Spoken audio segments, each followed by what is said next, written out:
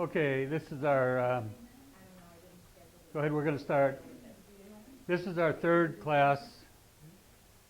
This is our third class, is that right? Fourth class, our fourth class of 5. So we have this week and next week to accomplish our goal, and that's to have you all reading charts. I know that it's a stretch, and if I don't feel that you're ready at the end of next week, I will give you all a free extra week if you want it. You don't have to have it, but if you think you need it. I'm more concerned that everybody catches up. Catch up.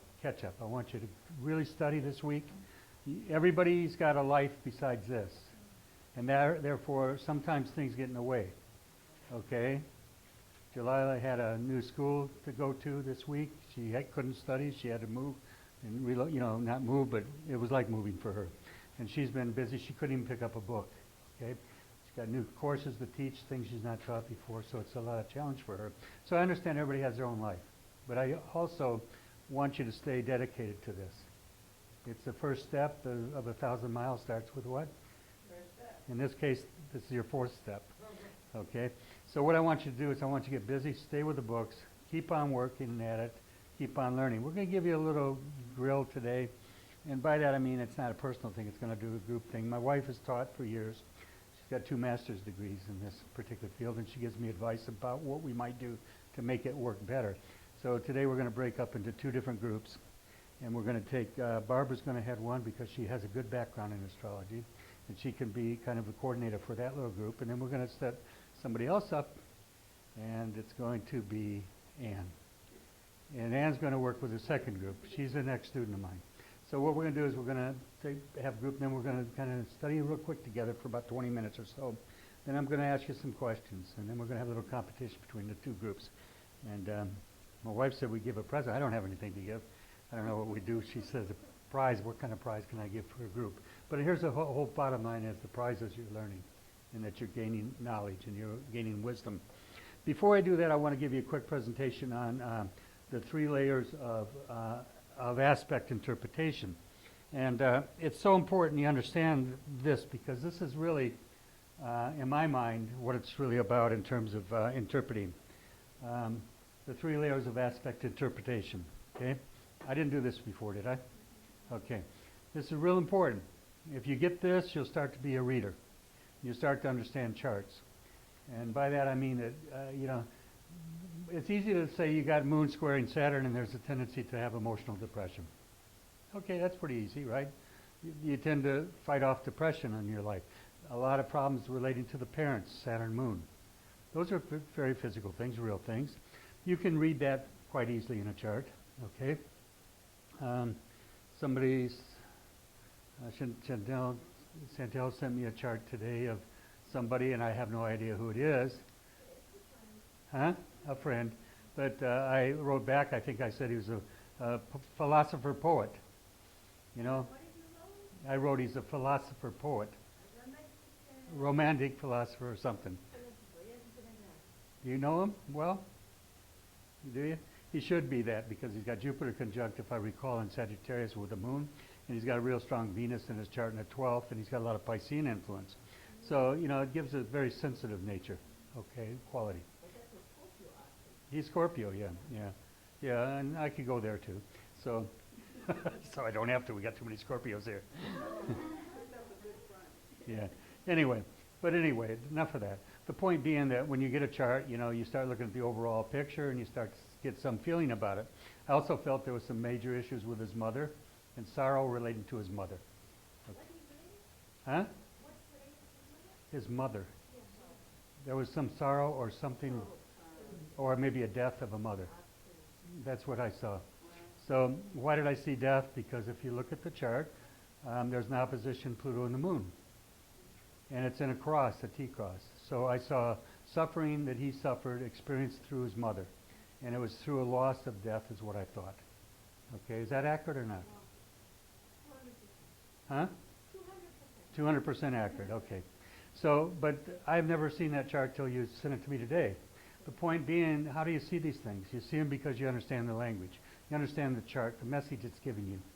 And, and so I have no idea. In fact, I don't even know. I couldn't figure out where he was born, and I ended up picking a place in France. No, it's not at It all. was not. You told me in where? In Algeria or someplace? Or?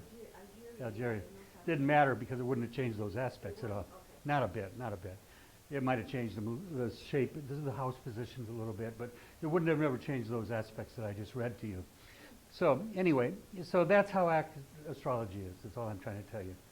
And the reason I go to those things is because when I do a chart, I know those people know I don't know anything about their family. I don't know anything about their parents. I usually go right to that real quick because it shows up pretty solid in a chart. And, you know, it gives you, it gives your work credibility. When you can tell somebody that you lost your mother through a death, my God, what they got to say? You know, they know I don't know them. The point is that this gives you credibility. It gives you a good grounding to show you know what the hell you're talking about. Now, I could blue sky somebody all day, tell them what a great chart they have and that they're going to make a lot of money and they're going to find love and romance down the road. I'm not that kind of astrologer. If I see the opposite of that, I'm going to tell you. And I always tell people before I do a reading, if you're not prepared for the truth, don't ask me for it, okay? Don't even ask me to do your chart, because I'm going to go to the jugular vein. You've heard me say that many times. So, okay. All right, now, here's the thing. When you're doing charts, there are many aspects to chart reading. And the emotional, the mental, the physical. And this is real important for you to understand. I just did a physical thing with his chart when I talk about his parents, and I talk about the death of a mother. Okay, now, sun is spirit, it's the life, it's your ego, it's your need for recognition and praise.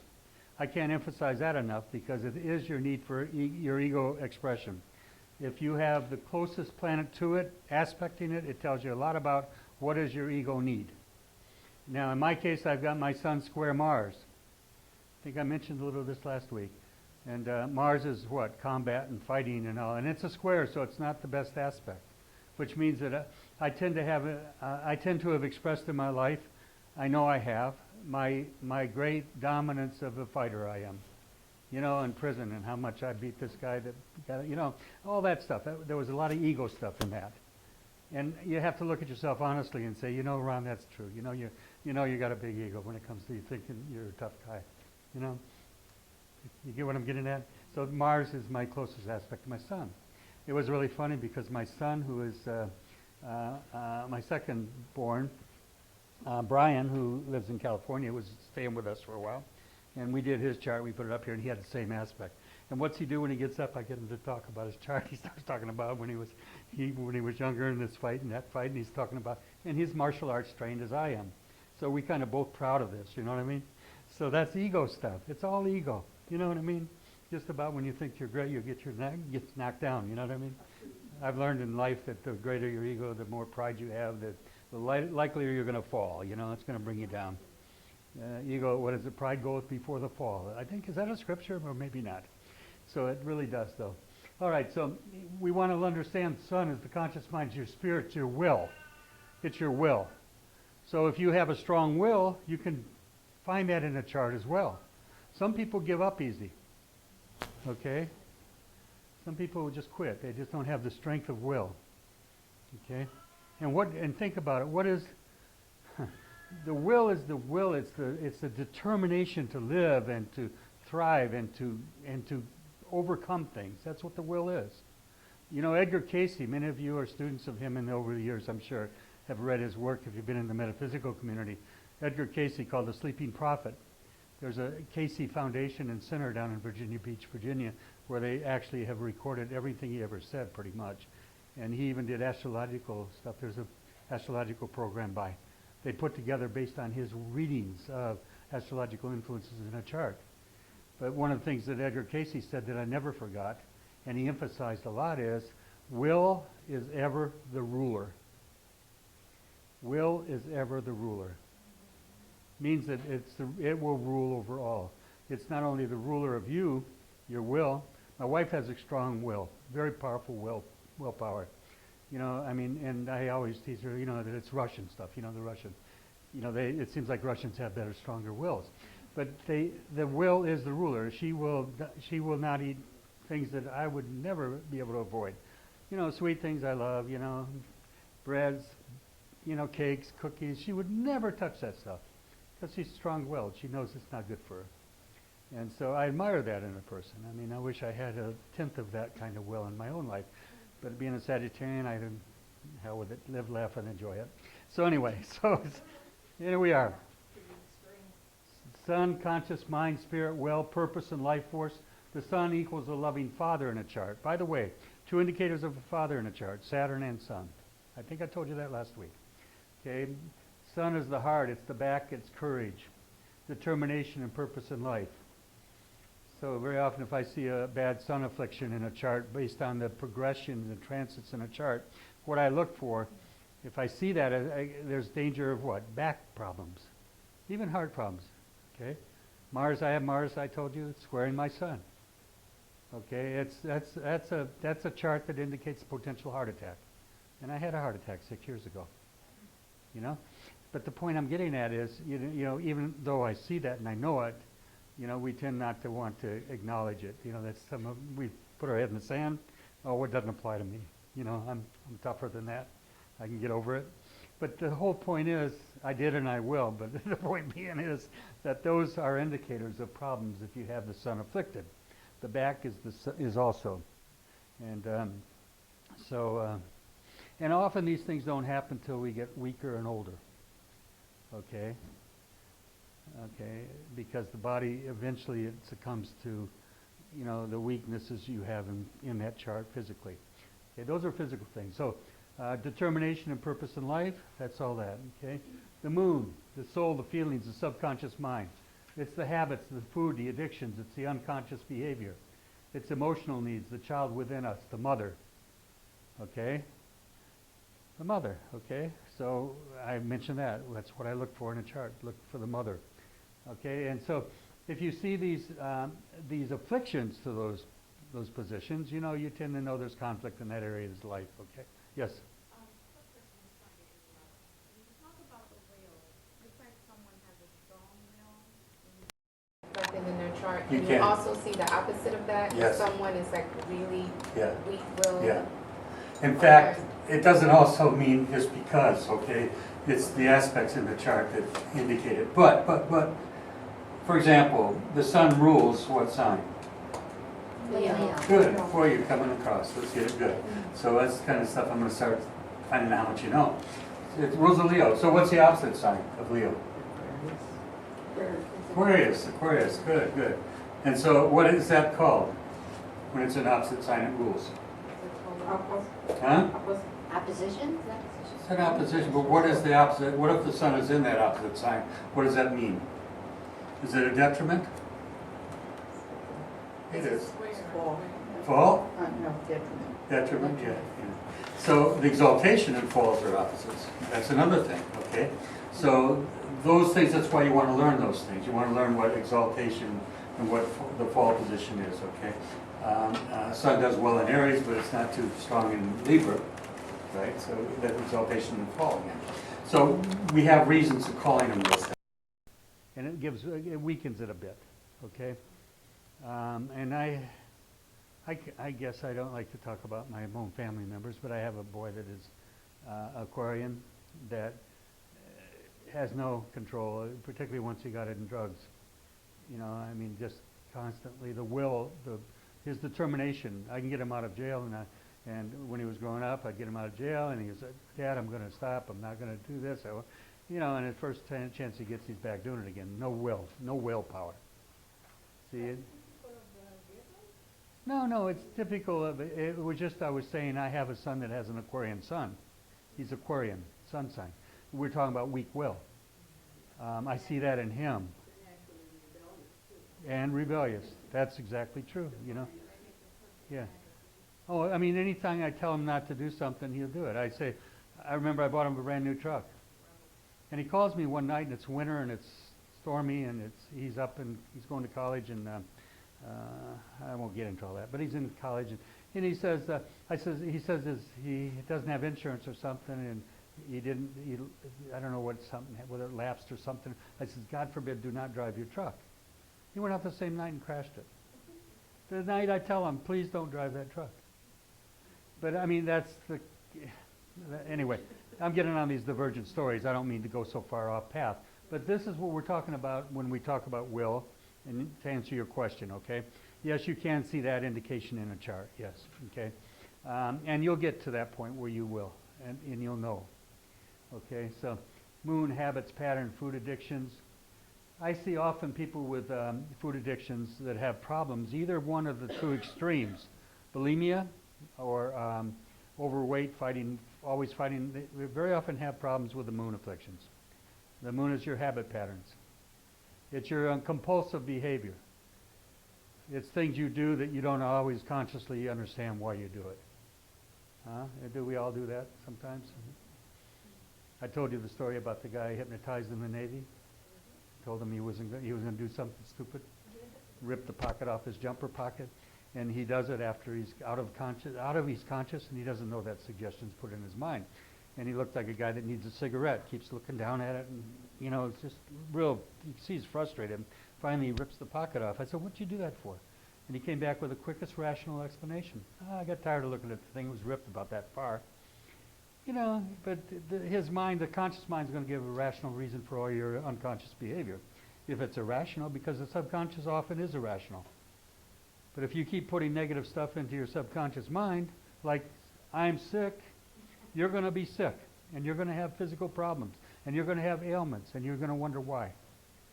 So cancel, cancel, cancel 3 times. You ever say something bad that you shouldn't say, or you're watching TV and they say, like the old Anison commercials on TV when we were younger, you probably remember these. They had a swinging pendulum of a clock and went back and forth, and it was for Anison. Pain, pain, pain, take Anison. Oh my God, it was, remember that one? That was something that was just purely hypnosis. And those advertisers know how to get into your mind, okay? So when you see those things, when you ever see that you're watching something like that, and you see it getting into your subconscious, just say cancel, cancel, cancel 3 times. It'll get rid of it. Cancel, cancel, cancel. Okay? Or somebody says something to you that is, real negative. Just cancel, cancel, cancel. All right? Okay, especially if I'm doing your chart. You're going to need cancel, cancel, cancel. Okay, I'm teasing you. So, child within us, the mother, okay? The needs. That's our needs, emotional needs. Okay? Venus, our need for love, affection, union, harmony, and peace. Okay, Venus equals sweet, stability. You sure I didn't give you this last week? Yeah. This looks familiar to me. Yeah. We don't need to do it again, do we? No, huh? I'll go over it real quick just for any of you if you didn't catch it. Mars, aggression, anger, conscious, willful, passion, and drive, surgery, scars, violence, all that stuff. It can be all that. Jupiter's optimism, faith, future, and present oriented. Jupiter's opportunity, blessings, fortune, magnanimity, wisdom, charity, benevolence. Okay? Okay. You know what magnanimity comes from? The word it comes from magnanimous, right? Who said that? What did you say? Large. Good for you. Mag is to magnify, right? What is animus? Animal. That's why very often I see people with strong Jupiters or Sagittarian qualities in the chart. You need a big animal. What kind of animal do you think I have? Don't get much bigger than him for a dog. If I had a horse, I'd have a horse. I'd have a horse. But we communicate with those animals better.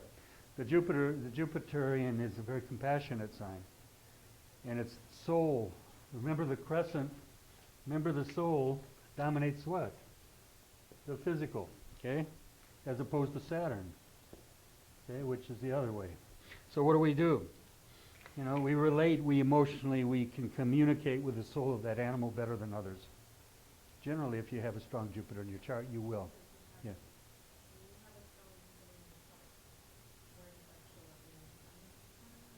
It could be your Sagittarian qualities, yeah, you could be Sag. It could also be Jupiter strong in your chart because it's highly elevated. It can be by aspect. For example, I have a grand trine and a grand cross to my Jupiter. It's getting every aspect there is in a chart. Okay, and Jupiter's in Pisces. It rules Pisces and Sagittarius. We assign Neptune to Jupiter, but it also rules. Neptune is Pisces is in the ancient days was ruled by Jupiter as well as Sagittarius. It had 2 names. One was Tanens, which is Jupiter in Pisces, and the other was Pluvius, which was the name it was given if Jupiter was in Sagittarius. It's good to study mythology. You'll learn a lot about astrology that way. So I remember reading that in a book by Ivy Goldstein Jacobson, was it her? Yeah, she wrote a lot of great books. She was a wonderful author, Ivy Goldstein Jacobson. I think that's her. Let me be sure. I've got her works. But anyway, I read a book. I remember getting the book. It was Basic Astrology, and I remember ordering it in prison. It cost me $12. That was a month's pay. That was a big sacrifice to buy that book. I had to really, really struggle with it. And then after I ordered it, I was one of these guys that studied astrology and wanted to go to college before I went to kindergarten, or before I went to first grade. I wanted to get advanced stuff. I was looking to learn all the complex mysteries of astrology, and I didn't have time and patience for the small stuff. That's Sagittarian too, you know. You want to go to college before you go to the school. So what happened was the book, I remember fighting with myself all the time about the fact I bought that book. I said, oh, it's too basic for me. I wish I hadn't bought that. I got the book, and I was so thankful I did. So thankful. A lot of what I teach you came from her, you know, because she understood the basic language of astrology very well. Graphic astrology is the name of it. Graphic astrology. Yeah. I have the book. I'll look for. I thought it was Goldstein Jacobson, but I'll look. It might be another author. No, it's Ellen McCaffrey. Ah, those pills work, Elena. I got some pills. I forgot one today. I got some pills yesterday. It's supposed to make you real sharp up here. Yeah, I saw they had beautiful commercials about it. I went for it, and they had not helping too much. Anyway, so it was. What did I say? Ellen McCaffrey. McCaffrey is her name, not Goldstein Jacobson. Goldstein Jacobson's got a lot of books out. I'm not too keen on her, come to think about it. But I do like Ellen McCaffrey. She's written a lot of neat books. She's also done some work on the history of literature and all the things of astrology and literature. A lot of great books. Anything you get by her, you won't go wrong. But the book came, and I was so excited when I got it. I was so thankful I got it. And that's where I learned about Jupiter having two meanings. And when I was in prison, I had this experience, which I would have never correlated with astrology. I had a strange experience. I'll share this with you. It's a bit going off the path a little bit, but it speaks about Jupiter and Pisces. I was born with Jupiter and Pisces, and I don't know why, but one day it was pouring rain in January in Jackson, Michigan. I was in prison, obviously, and it's 57 square acres inside of a wall. And they don't let you out if it's foggy because, you know, you might go over the wall. They can't see you. And the gun towers couldn't shoot you. So anyway, so I went out one day, and I have to share this with you. I was on a study. I was volunteering to make extra money. They had two clinics inside prison. They had Park Davis, and they had Upjohn. And Park Davis and Upjohn would use us as guinea pigs. If we volunteered, we could go and take any kind of drug they gave us, and you'd make some decent money, probably $100. Wow, isn't that rich? But in prison, that was money, right? So I would go and volunteer for these different studies. And one of them I was on, they were giving me a pill a couple times a day. And I think it was pretty serious stuff they were giving me. I don't really know, because they were doing EKGs and EEGs, you know, all that stuff. They were doing a lot of stuff on you. And I don't know what it was about. And but it did, I think it might have been involved in something that happened to me. I was going through a period about, I didn't share this, but I went through a period about 2 weeks I never slept. But I wasn't insomniac. I wasn't like that. I was wide awake, but yet resting. The first night I thought I stayed awake all night. I thought I'd be exhausted the next day. The next night I was awake, and I began to observe that a part of my brain had opened up or was awake that wasn't ever awake before. That it was the frontal lobe. And I knew that I was sleeping. I was not sleeping, but I was resting. And I wasn't tired the next day, which was strange. And then I didn't desire food. And I don't know still if it's related to this thing they gave me. I don't know that, if it just happened because I was on a journey, you know, kind of a spiritual journey. But it doesn't matter. Anyway, next thing that happened, I had no desire, exactly nothing for food. Maybe it was a treatment to lose weight. Could have been, you know, maybe. but I didn't desire food. So all I did is drink tea and honey, and that's it. I didn't drink coffee for most of the years I was in prison, not till the last year. But anyway, all that's to say this: I had this experience, and I was having these powerful experiences. People would have ill will towards me, and things would happen to them. One guy is my gambling partner, and he worked in the inmate store, and we used to rip off the store for thousands of dollars worth of cigarettes. You know, cigarettes is money in prison. And I was kind of involved in a lot of stuff with him because I had a lot of liberty. I was part of the co-editor of the paper in prison, so I could go anywhere I wanted. So Larry and I were close friends, and all of a sudden and he was a gambler. He was good. He could stack a deck in front of you, and you'd never know he's stacking the deck. But I'd always win. I'd be his last card of deal. Be 6 people at the table. I'd win every time because he stacked the deck. And he's shuffling them in front of you. You have no idea he's doing it. That's why you be careful. You go in a card game, you think you know what you're doing.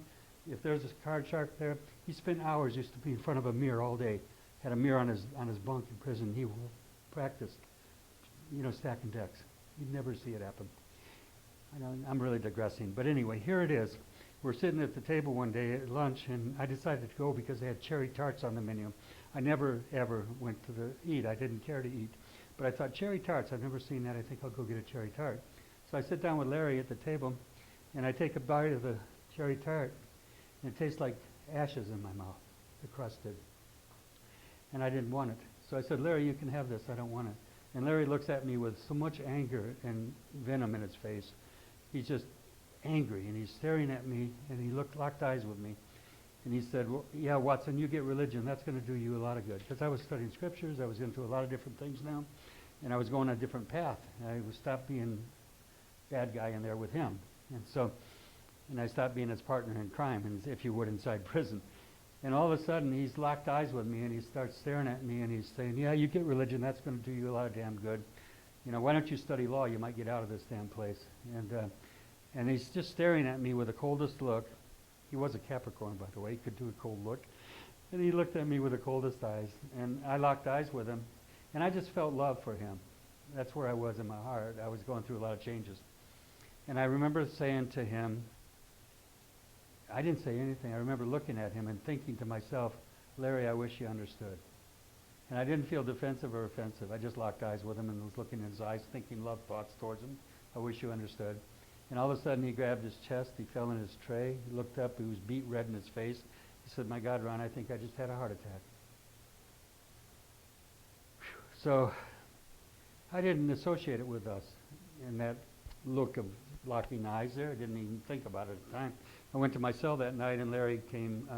Cliff, who locked on the other side. Larry, Cliff, and I were all good friends and real close friends. And Cliff came up and said, Ron, what'd you do to Larry today? I said, what are you talking about? He said, well, Larry said you put a whammy on him. He's been hurting all day. I said, what are you talking about? He said, I don't know, but Larry says you did something to him. I said, I didn't do anything to him. During this period, words would come through me that I didn't speak. I don't believe I'm doing all this, sharing this. It's all right, honey. She usually stops me, says, come on, get back on course. But Larry comes to the cell waiting for the guard to open up his door next to mine. And he's standing in front of my cell, and he's standing there. And during this period, there was things happening to me that were very strange. Words came out of me that I never spoke. I never thought of them. They had just come through me. I didn't originate in my thinking at all. And this happened to me at this moment when he came up to me. He said, Ron, he says, I don't know what you did to me today, but it still hurts. And I started to open my mouth to respond to him. And I was going to say, I don't know what you're talking about. Honestly, that was my thought that I was processing. And instead, I'm hearing myself say this to him with great authority. I said, Larry, the spirit is sharper than a two-edged sword, and you impaled yourself upon it. I couldn't believe I said that, because I didn't think those words. They came out of me. And then I realized that that's what had actually happened. He had experienced something that I was able to be a factor in that I didn't have any ill intention, but it happened. And another time I had a guy that was really giving me bad time. In prison, I was a young white guy, and some people can take advantage of me. And there was a guy that was huge, big black dude, and he was really on my case.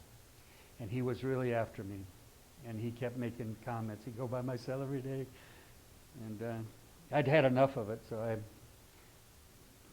I had enough of it. And I just confronted him one day and put him up against the wire fence. This thing and shook him a few times, said, if you ever look at me again, I will kill you. And I said a little worse than that, but that's what I said in essence. And